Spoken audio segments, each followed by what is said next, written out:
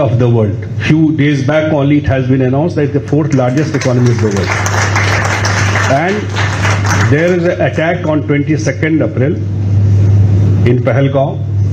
26 people were killed. They were segregated on religious line. All were males. They have asked, their families were there, their kids were there. They were shot from close range.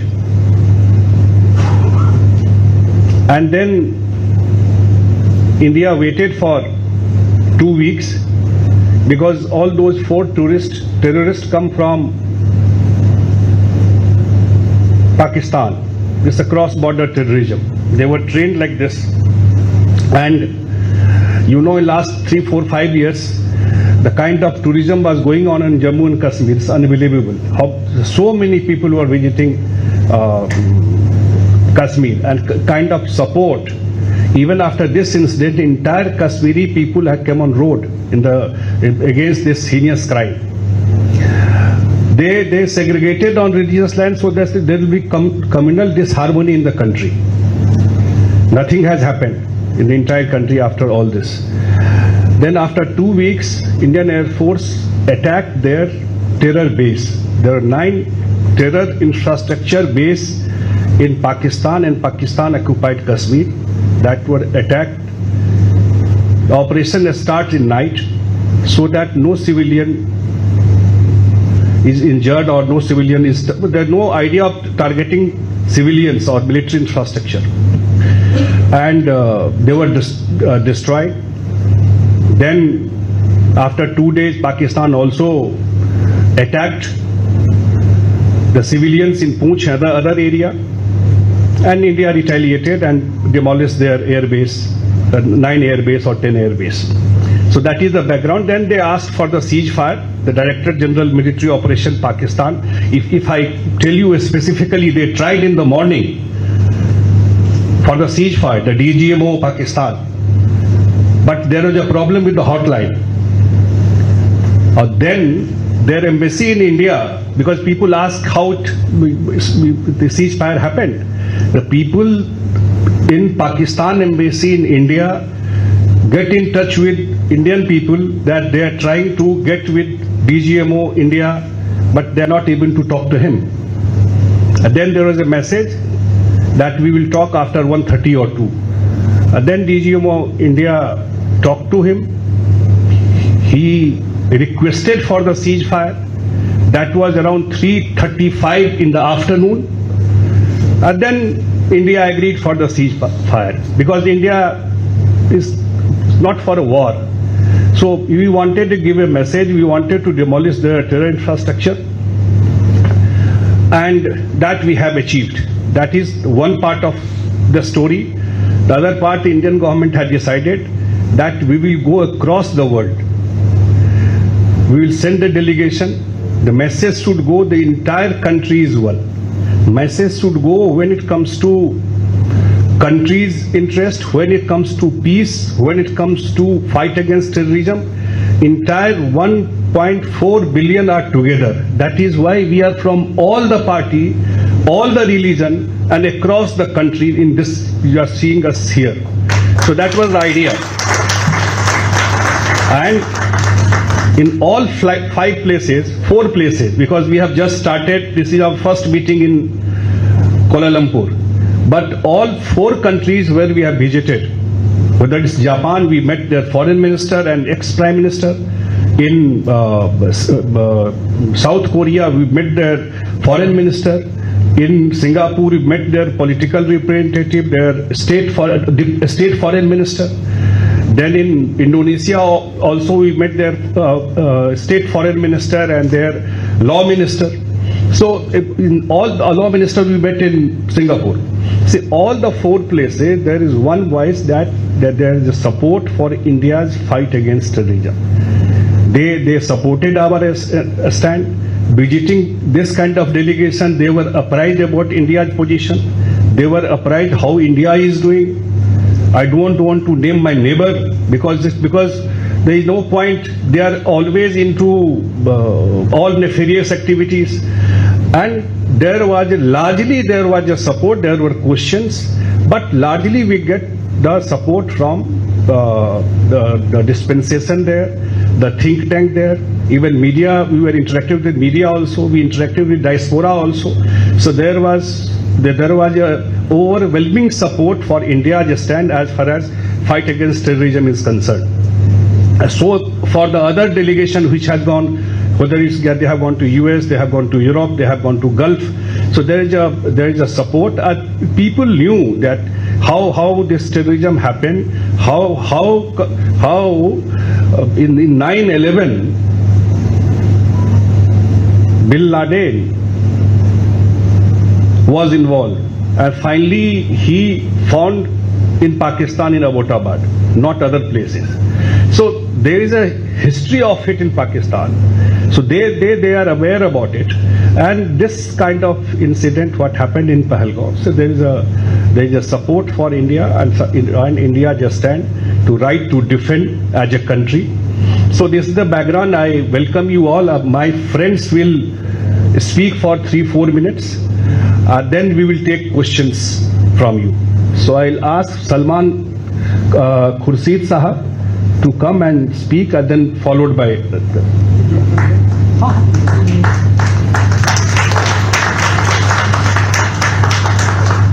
Thanks very much. Our leader has given you a broad view of all things, and there are so many of us. Each one has something special to add to our conversation, and therefore I will just be very, very brief. We want to hear something from you.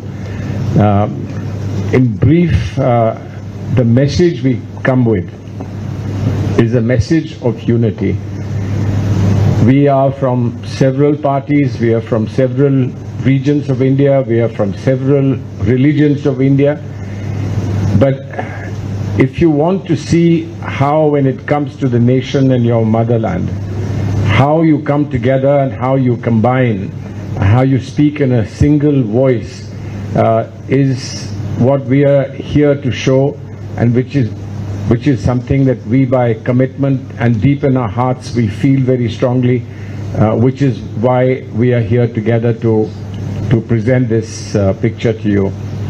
And in many ways, when we look at all of you having links with the motherland, having over generations or over years come and made for yourself another place for yourself in another land, combining, as it were, the experience and the political genes of the past with your experiences of your contemporary life, your life today in Malaysia. It's nothing less than fascinating, nothing less than fascinating. But that's the story that we can talk about when we interact and have a general conversation. One point to make about this is that we are here combined on one issue, and whatever news you may get from India, you get from what is happening every day in India, that's part of the everyday life of India, the politics of everyday life of India.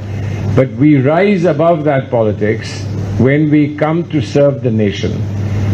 People, when they go to war to protect the country, to protect the borders of our country, they go there as essentially as Indians. They have their faiths, they have their languages, they have their cultures, they have their subcultures. But when they are at the border, they have only one sentiment, and that is sentiment to protect Mother India. And that's the sentiment, if you allow me, that we come here.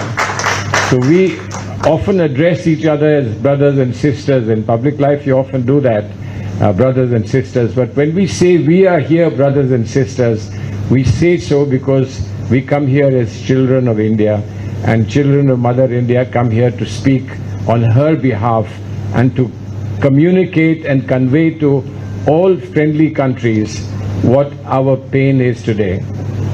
Our pain is, and we've just paid tribute to those who were lost in the terrible, terrible attack that happened in Pahalgam, that pain must end. It must end for the country, it must end for our brothers and sisters, and it must end for our people. And this is something which only we don't suffer, but the whole world suffers. So in the voice and the cry to put an end to this pain, we are actually speaking up for humanity. We are speaking up for the whole world. And what are we saying? We are simply saying, you live your life and you let us live our life. Our life, which we happen to believe will take us to greater tomorrow, greater movements, greater opportunity for our children. That life is tried to be disrupted by somebody who perhaps doesn't have the vision, perhaps doesn't have the sense to see that their children could also be better off if they adopted different measures in their life.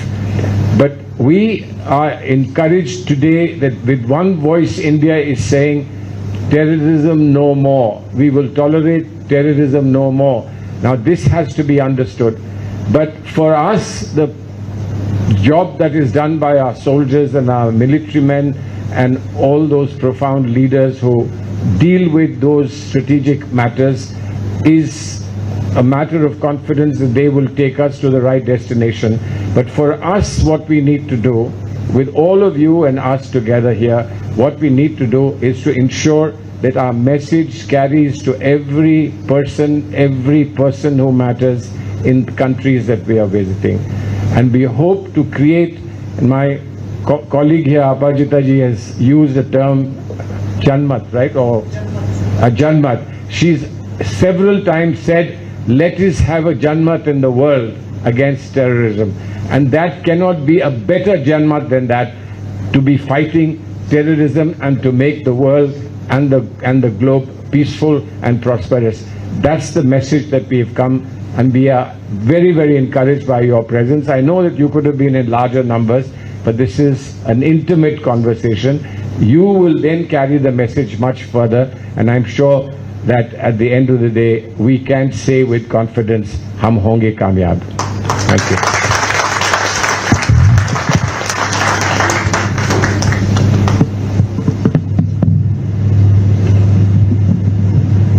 Thank you, brothers and sisters of Indian diaspora present here in Malaysia. I had been a police officer, elite Indian police service, served for 38 years. Had opportunity to fight with terrorism and various type of crime.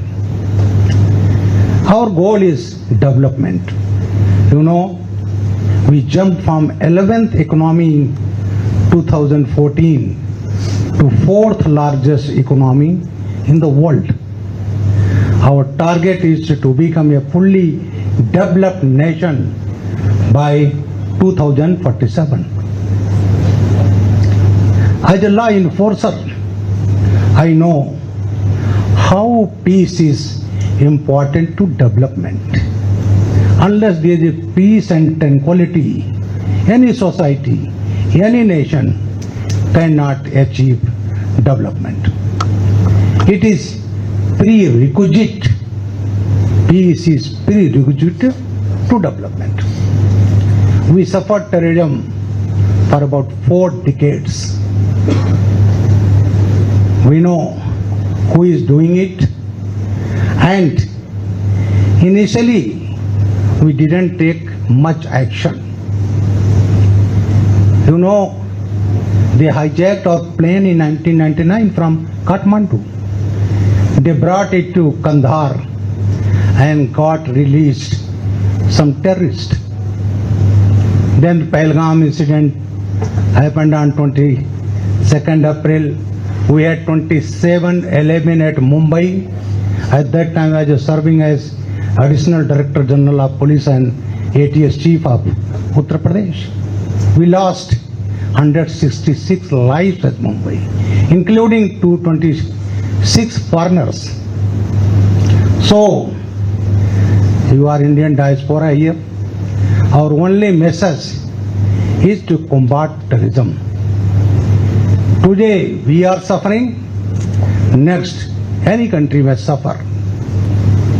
Malaysia has also footprint of terrorism. So friends, our only message is to fight against terrorism. Unite with us.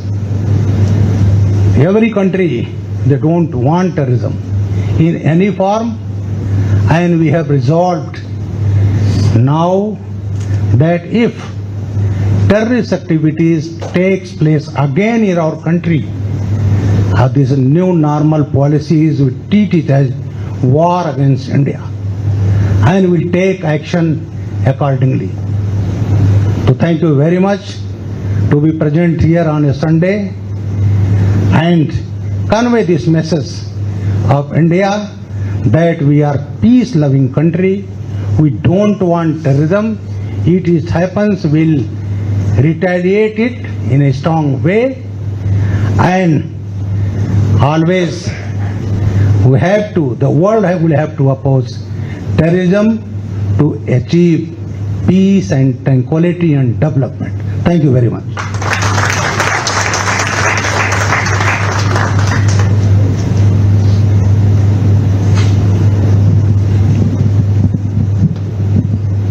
Good morning, Namaskar. Thank you so much, Honorable Leader of the Delegation, for giving me this opportunity to address this distinguished gathering of Indian diaspora in Malaysia. We are here in the Netaji Subhash Chandra Bose Culture Center, and India being a land of Mahatma Gandhi, India is also a land of Netaji Subhash Chandra Bose. And we never forget his sacrifices for the independence. Why I am telling you this? Because a path of peace and progress sometimes has to go through a path of power. And the world has seen the power of Bharat during our Operation Sindoor. The way in 22nd April this terror attack happened, India waited for Pakistan to react on it, to catch the perpetrators. But it was not the first time. Any attack, if historically we see, our Brijlalji has also mentioned, always we have tried to wait for Pakistan to first act on it and catch and bring them to justice. Many times in past, we have also given them proofs, documented proofs. Not just that, we have established a joint inquiry commission with them, with Pakistan, to come here, investigate, go back to their country and act on this. But there was no any action.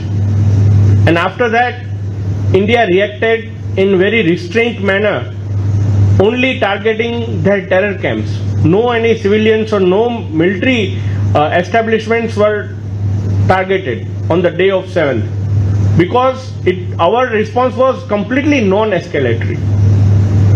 But sometimes in international media there are questions and propagated questions about proof. I want to cite two proofs on this.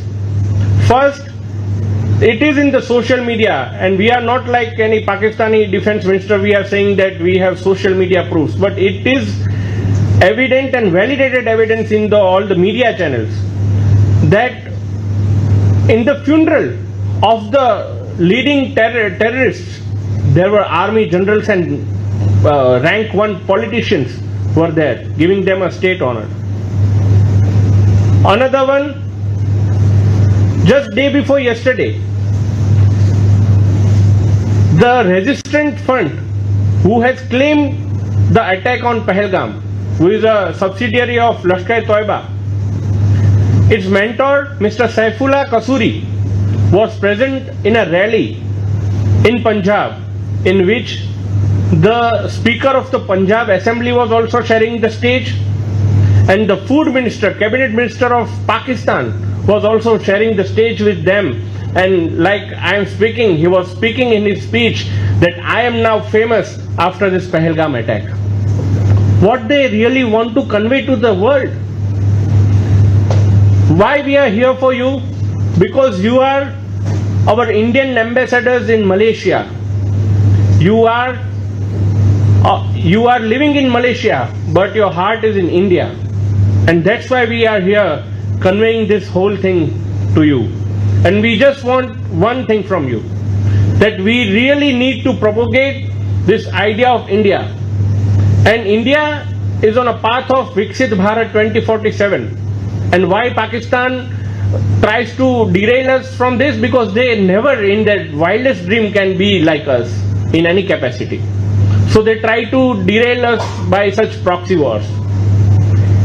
So just wanted to request all of you that we really need to stand together in this fight against terrorism, and we also need Malaysia's support in it, whether it is representing in the Organization of Islamic Countries or whether it is putting our voice in the Financial Action Task Force. Thank you so much.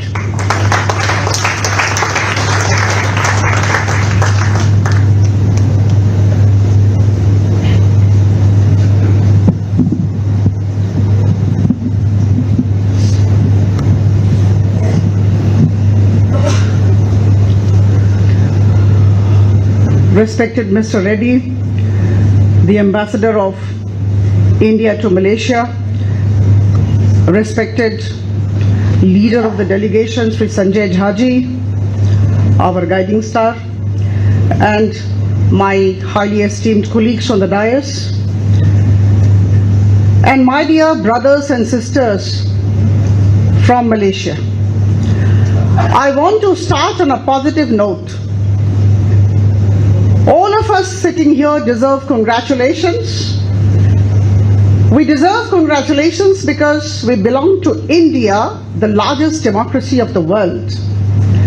We deserve congratulations because we are the fourth largest economy of the world, surpassing Japan, and we would be the third largest economy of the world in the next 2.53 years, surpassing Germany. That is the prediction. Friends, our country, your country and my country has a GDP growth rate of 6.4%, much more than many of the countries around us. And please remember that we are 1.4 billion strong population. And the best part is it's a young population with 29 years as the median age. Friends, I was reading about Malaysia's emphasis on semiconductors.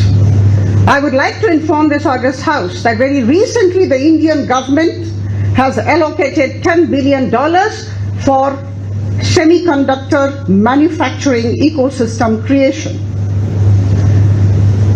We are a country, your country and my country, and that's why we deserve congratulations, which has foreign exchange reserves of $690 billion, whereas some of the countries have $10 billion and $15 billion. I don't want to name them. Friends, our retail inflation is coming down with every passing day, and today we stand at 3.16% retail inflation. Because of the foreign exchange reserves and the declining retail inflation, I can say with all conviction at my command that we are here to attract global capital. The other day, Prime Minister Modi's government, with support from all political parties, development has no political party, development is everybody's concern in India. Prime Minister Modi's government, with support from all, started the production-linked incentive scheme in 14 key sectors of the economy, and it is projected that this initiative of the government will attract $520 billion as investment from everywhere.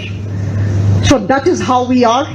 We have constructed 65,000 kilometers national highways. We are into port infrastructure creation and augmentation and development.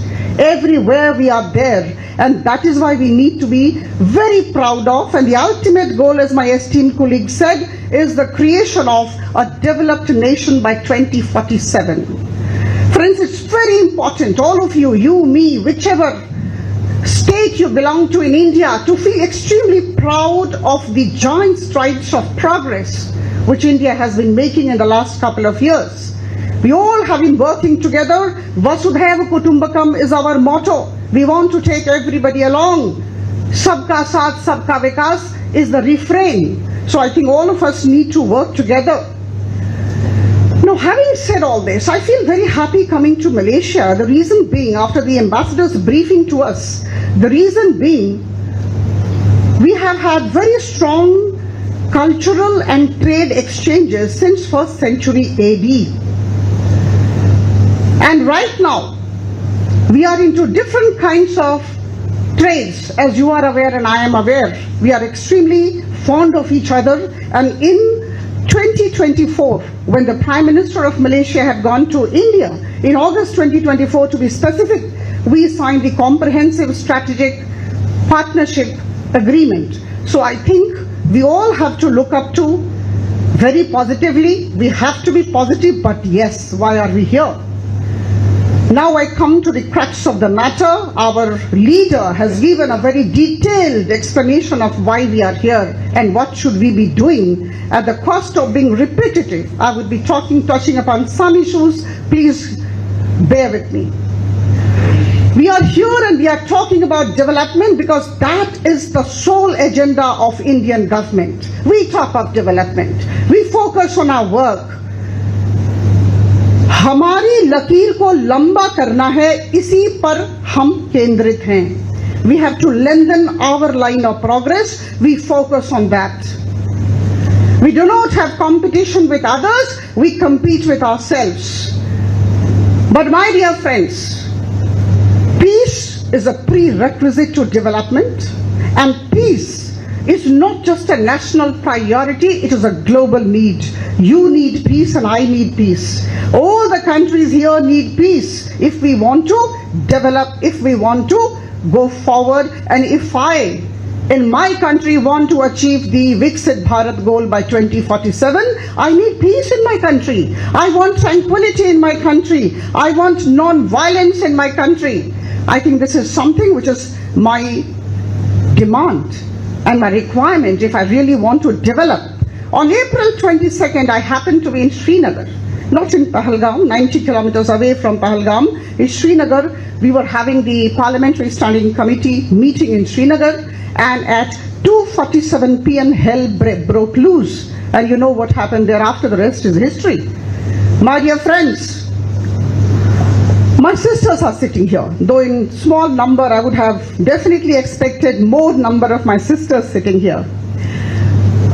The sisters put vermilion on their heads. I'm also putting vermilion at this juncture.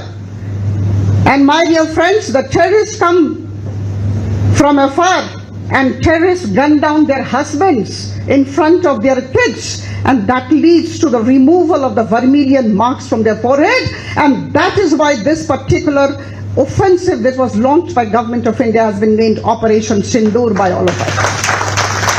Operation Sindoor is a term with a very wide connotation, and we really need to understand the import of it, and I'm sure my sisters must be understanding why it is Operation Sindoor. We want to avenge the mothers of the husbands and the fathers of mothers and kids, our daughters, mothers and sisters. That's why we are here.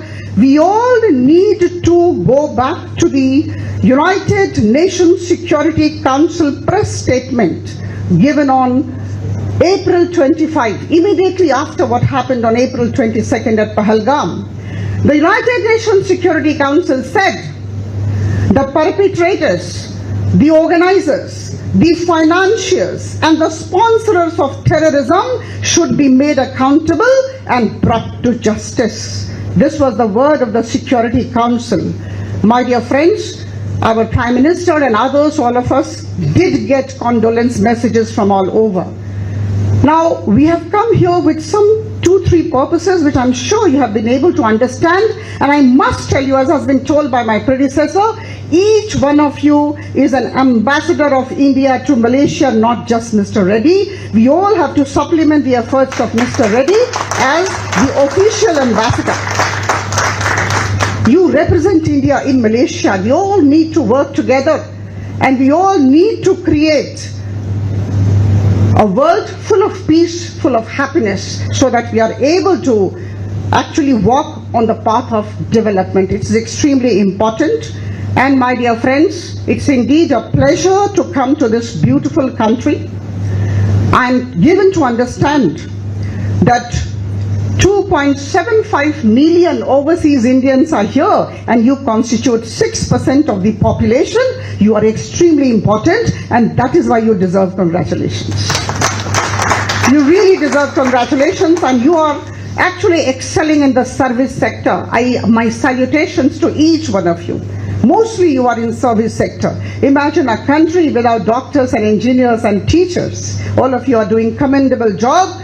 We have to actually reach the stars. Sky is the limit. Let us all stretch out and reach it. But we can reach the stars only there when there is peace, within and without, within ourselves and without. And for that matter, the ambassadors sitting here must stand together on one platform with us and say no to terrorism. We have to combat terrorism, as my very esteemed colleague, from whom we learn every passing moment, Shri Salman Khurshid ji said, हमें जनमत बनाना है, अंतरजातीय स्तर पर जनमत बनाना है. 59 persons, including 51 MPs in 7 delegations, are currently moving in 33 countries, and we are trying to create public opinion against terrorism.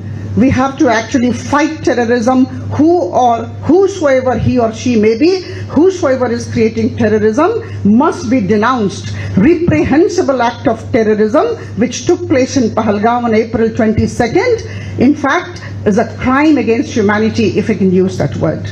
I thank each one of you for being here, and it is indeed a pleasure. Development needs peace, and that is why we must advocate for peace. We are land of Mahatma Gandhi, Swami Vivekanand, and Netaji Subhash Chandra Bose. I thank the ambassador, Mr. Reddy, for making our meeting with the Indian diaspora the first item in our itinerary. It is indeed a pleasure to be with you. Thank you so much. मेरे साथ बोलिएगा, भारत माता की, भारत माता की, भारत माता की, वंदे वंदे वंदे. धन्यवाद.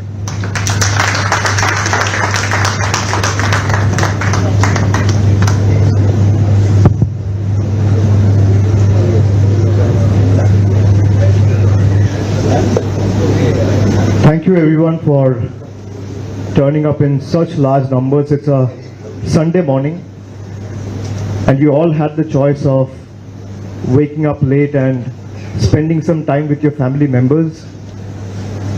But despite that, you choose to come here and listen and interact with all of us.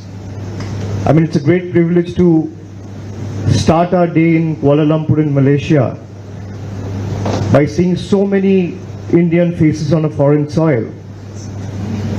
We have started our tour on the 21st of May. It's been 11 days. We have been to 4 countries before this.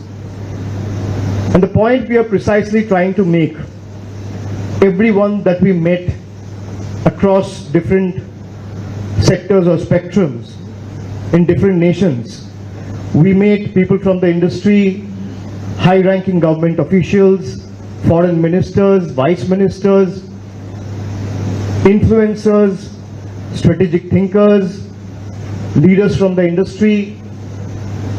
We are here to take India's message of combating and countering terrorism. And why we want to tell this to the world, that talks and terror cannot go together. As fellow Indians living in a foreign soil, a lot of people think that these conflicts have been going on for last 4-5 decades. I agree with you. And we want to put a permanent end or stop to this. Now, India has been engaging in a dialogue with our neighbor, Pakistan, from the last 4 decades consistently. Times have changed. There has been a paradigm shift in our approach. Prime ministers have changed. President of the countries have changed. But one thing remained constant is the conflict with Pakistan. We have been engaging with a dialogue with them. A lot of friends in the media in different countries asked us, why is India not engaging in a dialogue with Pakistan? India has been engaging in a dialogue with Pakistan from the last 50 years, no matter who was in government. But this time, after what has happened on 22nd of April, where 26 nationals were shot dead from point blank range, just on the basis of their religion and gender. Although I am a member from the opposition party, but I want the ruling dispensation, if they want to engage in a dialogue with Pakistan, we have to make sure that this time we engage in a dialogue where we only talk about reclaiming Pakistani occupied Jammu and Kashmir. Otherwise, this will continue. This is, of course, my personal opinion. Many of us in the room might not agree with me. But Kashmir continues to be an integral part of India. We are here with all the evidence that is widely available in public domain, and we have carried those evidence and shown before each and every one we met. I mean, if you have pictures all over the social media where you have high-ranking Pak military general and high officials from the Pakistani army attending the funeral meet of labeled terrorists, what else can India offer to the world as evidence?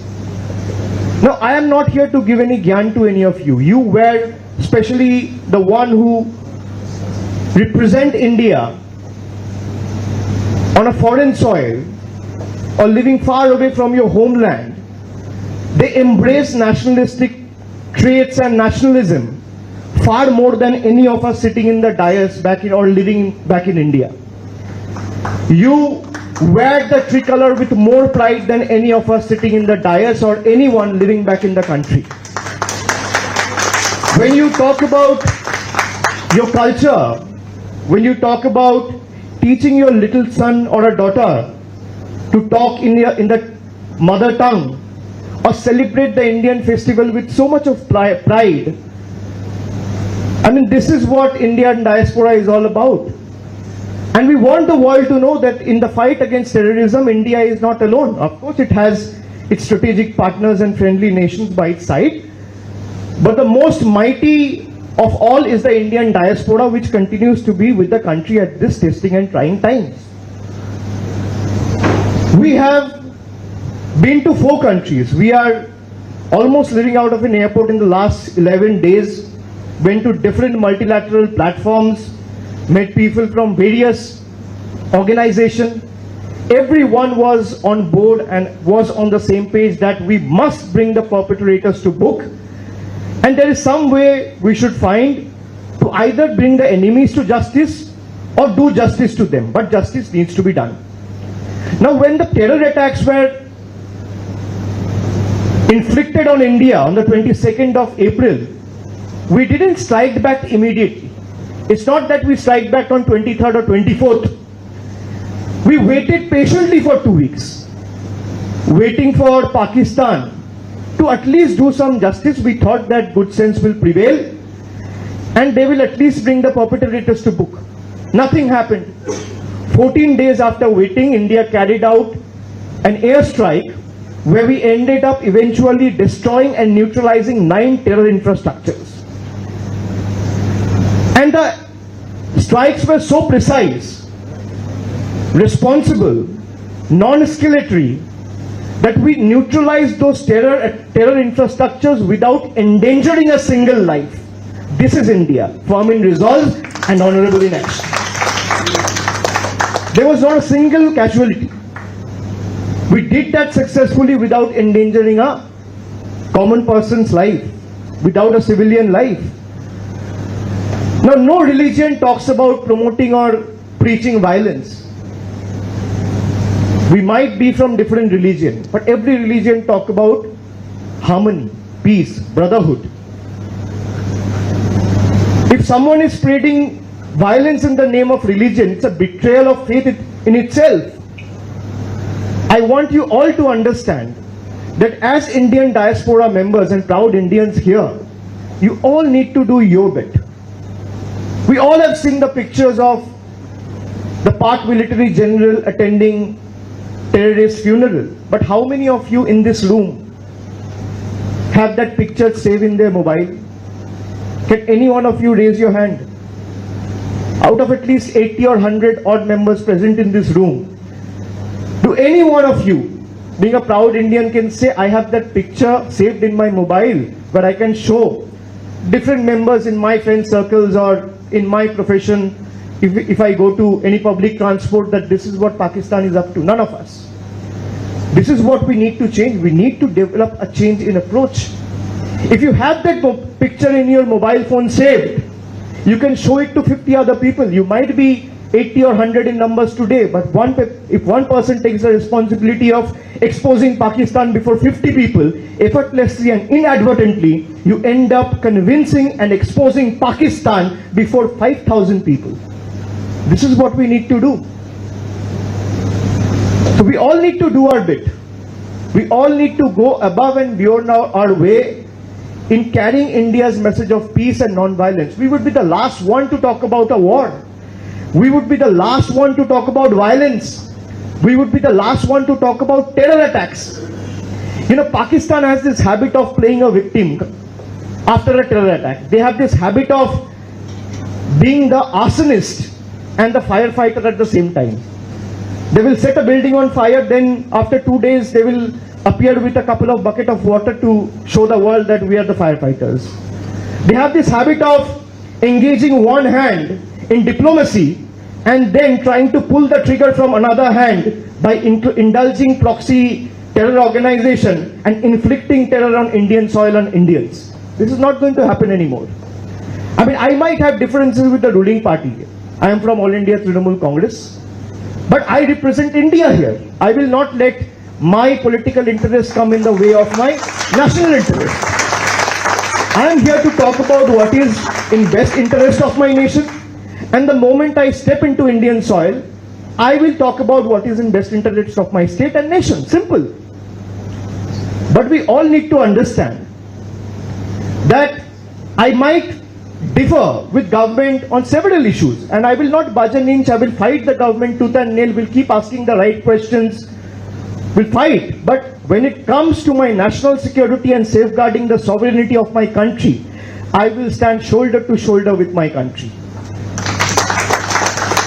And each one of us needs to also realize that they were trying to pull the Indian economy down by inflicting these terror attacks. So it's incumbent upon us. The onus is on us to do the opposite and make sure that Kashmir keeps flourishing and prospering. Next time when you book a trip to India, make sure you extend the trip by at least 3 or 4 days. And those 3 or 4 days should be solely dedicated for the people and economy of Kashmir and India. This is a humble appeal I would like to make before all of you before concluding. Thank you very much. Vande Mataram. Jai Hind.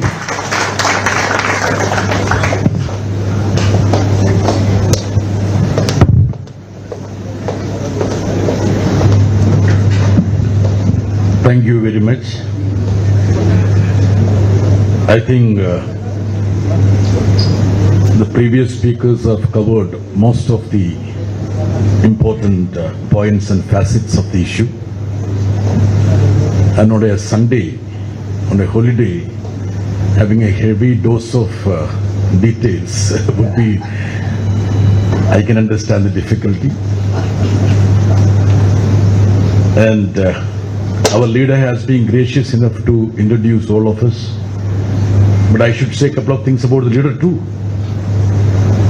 I think Sanjay ji is a working president, All India working president of JDU and leader of JDU in Rajya Sabha, and my esteemed friend.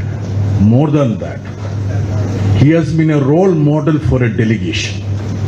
He held us all together and made it a point that the delegation contributes maximum in its mission.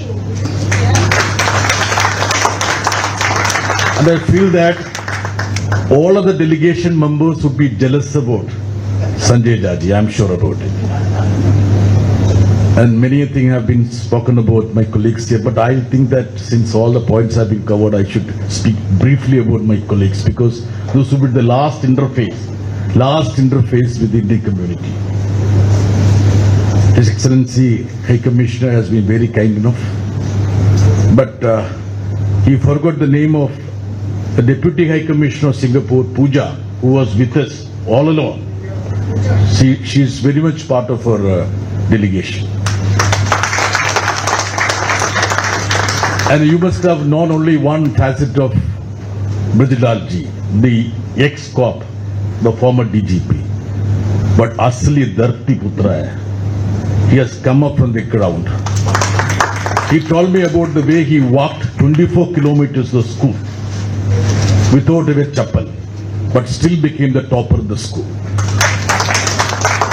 Salman Rushdie Sahab, if I say anything, it would be blasphemy, because he has been in the public life for so many years. He is our guru now. But he gave me a small assignment yesterday when we are having the lunch. He told me that when he spoke in Jakarta, he referred to the gracious attitude of the ruling party to have taken the opposition. Then he said the other part, he forgot to speak about that. So he told me that, because you should complete my statement.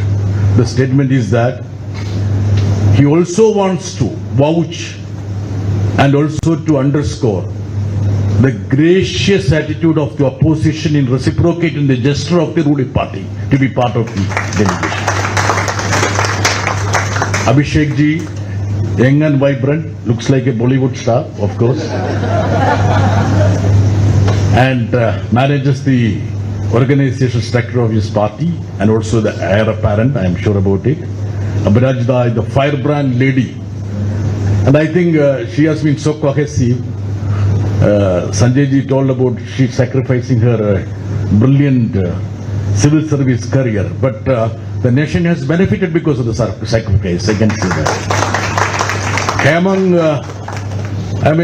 one of the brilliant MPs, and whose aptitude for observation and learning is something which has surprised me too. And he is one person who was picked up to be a candidate by none other than the Prime Minister and also the Home Minister. So you can see the value in him. Pradhanji looks so humble, but he is the senior most politician in Assam now. Senior than the Chief Minister of Assam. So you know why I stressed on that point. And if you want me to give another definition about Pradhan, he is just like Operation Sindhu. Measured, precise, appropriate. He doesn't speak anything more. And my esteemed colleague, Mohan Kumarji, is a diplomat, and he claims that he is 65 or 70, but he is the youngest, at least by his looks. But my only complaint, he shouldn't be a diplomat in our group, because whenever he talks to me, he says that he is from Kerala, but otherwise he says he's from Tamil Nadu. That's the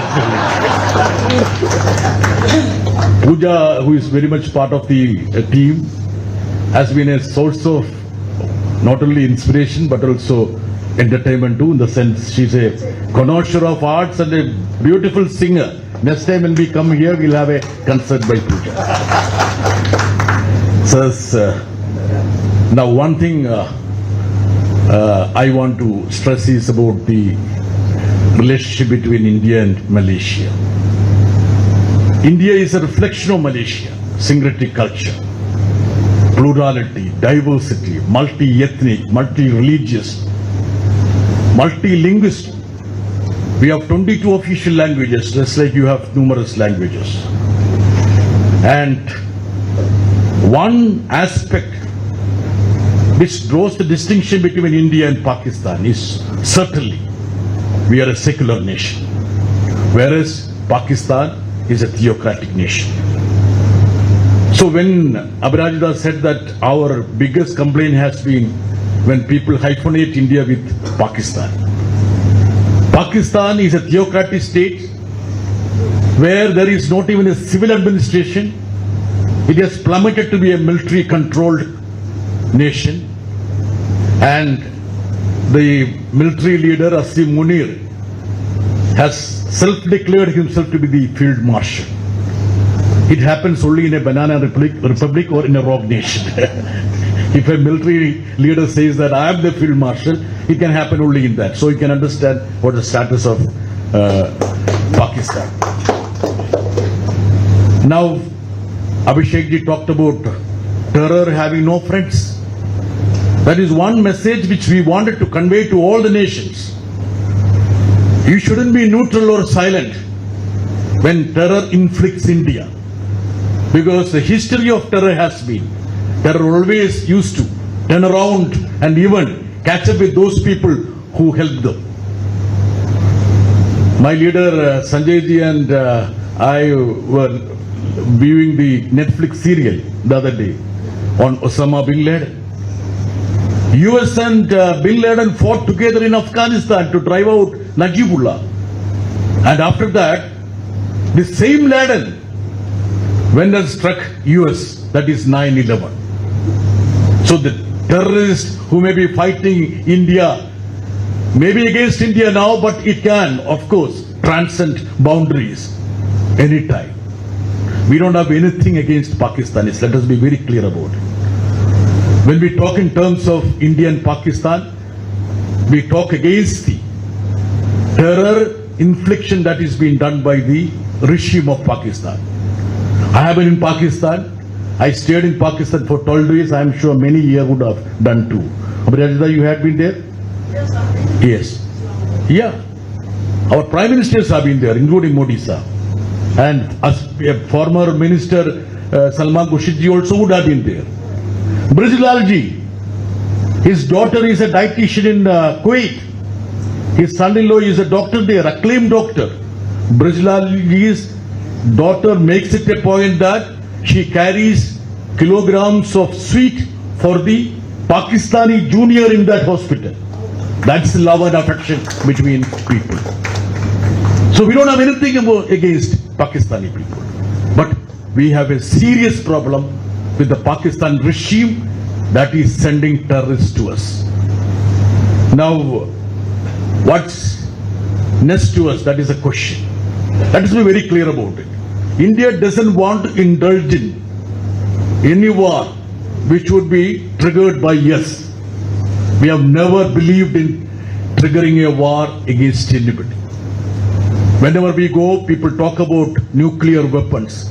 India is the one country which has taken a decision we will never use nuclear weapon as a first resort against any country. We want peace and coexistence. Abhirajida was being very detailed about, gave a detailed description about the economy. See how Pakistan economy is plummeting, whereas their military spending has gone up, where their GDP per capita has plummeted. Malaysia has been doing very well because the cohesiveness, the way in which you carry all the sections of the society. India also is striving ahead. When we talk in terms of the per capita GDP, Malaysia is far ahead of us. Yes. Yeah, we are proud of that. With the syncretic, with the plural culture, you are doing it. I always say that I am from Kerala. Not that I am not from India, I am very much part of India, but we also respect Kerala. Because in Kerala, 3 religions coexist. We want to coexist with Pakistan. There is no harm in that. All the prime ministers of India, all the governments have tried their level best to hold their hands to Pakistan as a friendship nation. We even gave the most favored nation status to Pakistan at a point of time. I was a witness when Pakistan unleashed its terror on our parliament building. I was a journalist at that time. I was there in the parliament. So they have gone far. The terror has been taken. And terror, when it becomes part of the state policy, That's very dangerous. When the terror has a nuclear backing, it's all the more dangerous. So this is a time when we all need to come together.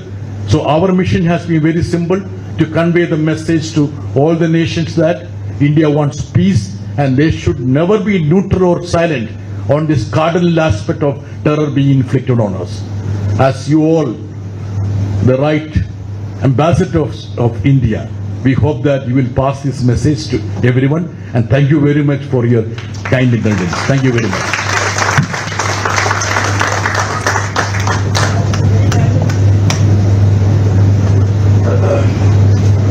Honorable members of the distinguished delegation of all party parliamentary team, sir, we are thankful for your very inspiring speeches and very appealing words of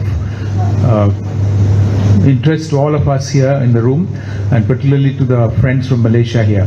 Let me put it this way. The Honorable Leader of our delegation has said that there's about time for about taking 3 questions from the audience. So I'd like to kindly introduce yourself to begin with, and thereafter make your question very short as possible, as short as possible. I think I can see Nirmal wanting to raise a hand.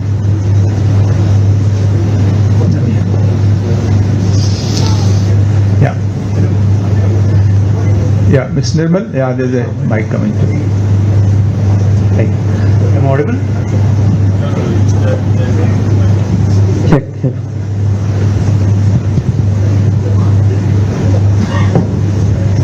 Thank you. Namaste everyone. My name is Nirmal Bhatt. मैं कश्मीरी हूँ. So it's an honor to be here. Abhishek ji, thank you so much. आपने कहा POJK, not POK. So we should use that terminology. मेरा सिर्फ एक question है. Operation Sindoor, as per Modi ji, it's not over. What is next?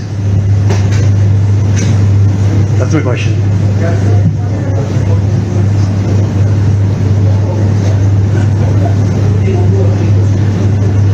Anybody can answer that. Yeah. Okay, Nirmal, this will be answered. I think let's hear the questions. Perhaps 2-3 questions will be asked, then we can take this. Okay, may I request Dr. Shahul here, if you want to answer.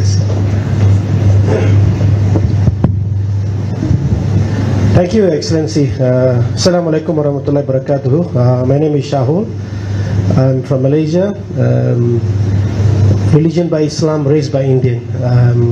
First of all, I want to say a special thanks to the High Commissioner and the team for doing a wonderful job. They have been very persistent, they have been very on the job, calling us to make sure that we are here on the Sunday morning. Thank you, sir. I was very delighted to see such a great content from all party delegation to Malaysia. Excellency, being a Malaysian and Islam, what hurts India will hurt us. Very simple, because as an Indian Muslim population of 850,000 people lives in Malaysia, we have a lot of roots and connected, and relatives who stays in India, and we have very much financial, economic activity that happens in India. As a Muslim, Islam preaches no one has the right to kill anyone. If anyone kills that, it is of killing the whole of mankind. This is what Islam preaches us, and we strongly condone terrorism. We have no tolerance for people take advantage of that. And with that, for that context, I want to give a special credit to the government of India for taking initiative on a speedy initiative to address those and protect the lives of the people of India. I'm sure that this is a very strong signal the government of India has given to just not only the Pakistan, anybody who want to take advantage of that posture in India. I think once again kudos to that. My dear Excellencies who have come all the way from India, this is a message I just wanted to push it up. So I think Indians, or Muslims of the world don't tolerate terrorism. And either you are being in India, you are being any part of the world. I think Malaysia, we are very blessed with a 35 million population of 2.2 million Indians living in Malaysia. We are very fortunate, we are very peace-loving, and there's no tolerance among us for any kind of inequalities, a difference of race and religion. I mean, I have very close contacts with my friends from the government of Prime Minister Modi's government. My friends are all from different race and different religion. So we don't enjoy that fact of that Muslims, admire terrorism. I mean, to me, either you're from outside the country, inside the country. Once the father of nation, Mahatma Gandhi ji, mentioned in his quote that if you're a minority, even you're a truth is a truth. The responsibility of the majority is the principles of democracy and human rights. So I think my personal plea to the Prime Minister of Modi, who is a world leader and everybody look upon him, I think as a Muslim, as a Islam, my personal request to the Prime Minister Modi is to not just only curb the terrorism outside the country of India. Anybody who has the potential right to kill any individual in the country is also should be considered as a terrorist, not only outside the India. So that's my personal humble. But once again, I'm very privileged for this session. Honored that the country has taken a very deep and a speedy step to address this. Thank you so much. Though it's not a question, Excellency, I just want to condemn and give my appreciation to what you have done. Thank you so much. Sir, would you like to say something? जहाँ तक उनके प्रश्न का जवाब था, Bhatt ji Yes, sir, Bhatt ji, sir. पूछ रहे थे, प्रधानमंत्री और सरकार ने ऑपरेशन सिंदूर को स्थगित नहीं किया, क्योंकि अगर कोई भी टेरर एक्टिविटी अगर होगा तो it will be act of war. ये कहा है सरकार ने कि अब ये फाइट टू फिनिश वाले मोड में ही जाएगा. अब देश बर्दाश्त करने के मोड में नहीं है. जैसा हम सब ने कहा कि एनफ इज एनफ, इसलिए यही सरकार का मोड है, ये ऐसा है. और जैसे जॉन प्रकाश जी ने कहा, we are very thankful to opposition and the ruling party both, दोनों मिल करके very very gracious for opposition party also to be part of the delegation, and we are talking in the same voice everywhere. Thank you. Thank you, sir. I think there are a few more questions that are coming up. Aradhana, you want to say something? Go.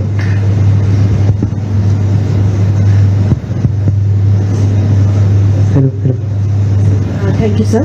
Aradhana, please introduce yourself. Yeah, sorry. I'm Aradhana from the Times of India.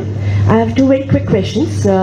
One to Sanjay ji, that now that you're drawing similarities between India and Malaysia, secular, multi-ethnic, I think John ji mentioned here. So what exactly are you now looking from the government of Malaysia? So this is your last leg of the tour. Do you expect the government of Malaysia to say something now or give a reaction? One. And second, I would give this question to John Britas. The media narrative, is that we lost the communication war in the beginning of the, would you like to comment on that, please? Just very quickly. Thank you. For your first question, the Prime Minister has condemned it. We are thankful for that. As far as what we want from Malaysia, one, Malaysia is member of OIC country. India has the largest Muslim population after Indonesia. So in OIC meeting, Pakistan at times passed resolution against India. So this would support us there. This would support our stand in OIC meeting. That is one. And second, the financial action task force, which keep in a grey list and black list to those countries who sponsor and finance terrorist group. So they should support us, because Pakistan was there in the grey list before. So they should support us there. When there will be meeting, they should support put Pakistan in the grey list. We are thankful to, yes, she's right, we are very, very thankful to Malaysian government to support. They have already supported India's permanent membership in United Nations Security Council. Thank you, sir. Okay. Honorable MP, sir, kindly. Just as PM Saab said, Operation Sindoor hasn't concluded. The communication war also hasn't concluded.